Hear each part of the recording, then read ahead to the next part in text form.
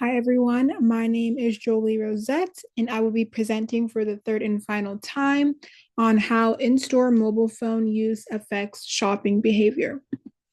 Okay, so first, what they studied.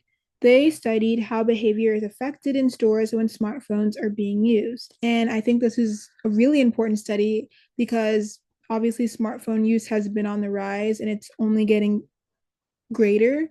So I think it's a really important thing to study. And they studied if it increases or reduces in-store purchases. And my initial thought was that it would decrease in-store purchases because if you're so fixated on your phone, you would think that you wouldn't buy as many products, but we'll see later in the presentation what ends up happening with this study. So, and why do we care? Marketers should determine how to tailor their marketing efforts based on the findings of this study. And retailers. So predictions that they had were that customers using their phones in stores is distracting, which means that they will spend a longer time in the store and they will pay more attention to prices and displays, and they will not follow their normal shopping patterns around the store, and the outcome would be higher sales. And then this is completely opposite of what I thought. So I think that their predictions were really interesting. And the first study they did was an eye tracking study where they gave, I believe it was 293 shoppers eye tracking glasses and they completed surveys before and after the shopping. And this is what they did. So the eye tracking tracks what the user fixates on, the amount of time they're shopping, and also if the shopper used their phone or not during the shopping trip.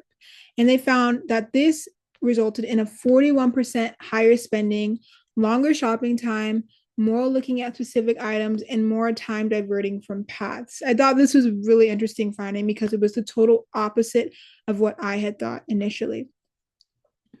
And they conducted the same study, but they gave two different groups two conditions. So the first group, they told them to use their phone, and then the second group, they told them not to use their phone.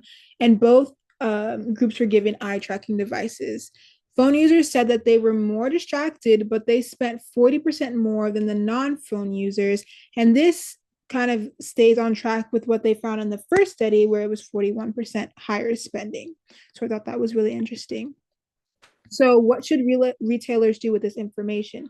They should encourage customers to use their phones in the stores and provide free Wi-Fi, shelves with QR codes, and even carts with phone mounts.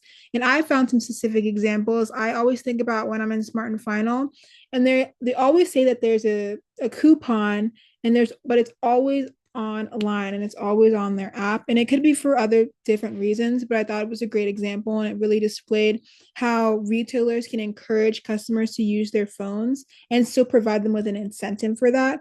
And another place that does that is Vons. They also have digital coupons, no physical ones, just digital. So I also thought that was really interesting. Thank you so much for listening to my presentation, and I hope you learned a little something new. Thank you.